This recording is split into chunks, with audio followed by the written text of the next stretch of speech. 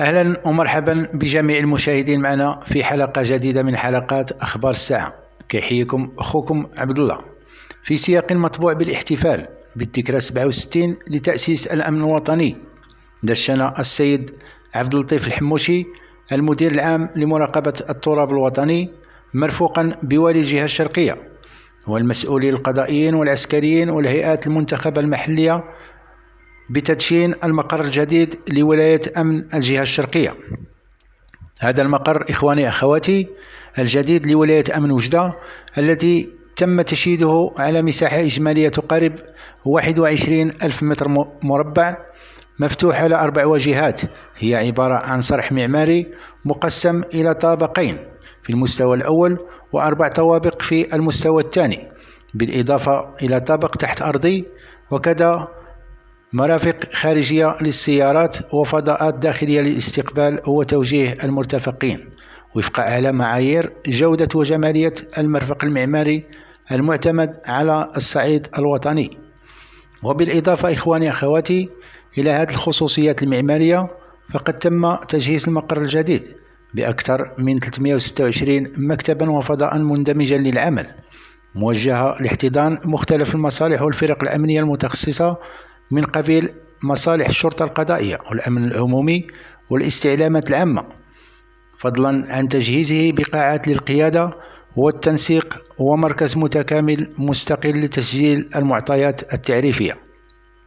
وغرف أمنية وقاعات عالية التأمين لحفظ الأسلحة ومعدات العمل، والتي تم بناؤها وتجهيزها بكافة وسائل الإيواء والحماية والأمن المتعارف عليه دوليا.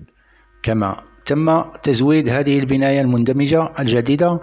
بنظام رقمي للمراقبة البصرية عالي التقنية يعمل على مدار الساعة ويغطي مجمل الفضاءات الداخلية والخارجية، فضلا عن مصلحة للصحة مزودة بكافة وسائل الكشف والإسعاف الضرورية للتعامل مع الحالات الطارئة، علاوة على غرف الاجتماعات وقاعة للمؤتمرات تتجاوز طاقتها الاستيعابية 120 شخص، وكذا مرافق مخصصة للمرتفقين مع الأشخاص في وضعية إعاقة ومحدودي الحركة، وفضاء للصلاة ومطعم وقاعات للرياضة. يأتي إخواني أخواتي تدشين هذا المقر الجديد لولاية أمن وجدة في سياق تنزيل المديرية العامة للأمن الوطني لاستراتيجية متكاملة في مجال تدبير رصيدها العقاري، وذلك من خلال العمل على التجديد الكامل للبنايات والمرافق الشرطية الموجهة لتقديم الخدمات الأمنية في مختلف المستويات، سواء تعلق الأمر بخدمات الأمن ومكافحة الجريمة والوقاية منها، أو بالخدمات الإدارية من قبيل إنجاز الوثائق التعريفية ووثائق الإقامة بالنسبة للأجانب. ومن هذا المنطلق إخواني أخواتي تعمل المديرية العامة للأمن الوطني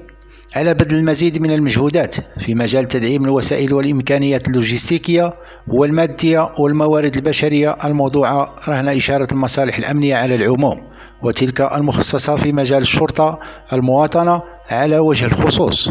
فضلا عن الحاجة إلى تطوير أساليب وتقنيات العمل نحو المزيد من التطور في الخدمات المقدمة للمواطنين، سيرا على نهج التعليمات السامية لصاحب الجلالة الملك محمد السادس نصره الله وأيده. إخواني أخواتي، كان معكم أخوكم عبد الله من قناتنا وقناتكم أخبار الساعة. ما تنساوش دعمونا وتشتركوا معنا باش يوصلكم دائما الجديد ديالنا. دمتم في رعاية الله وحفظه، إلى أن نلقاكم في حلقة جديدة. إلى اللقاء.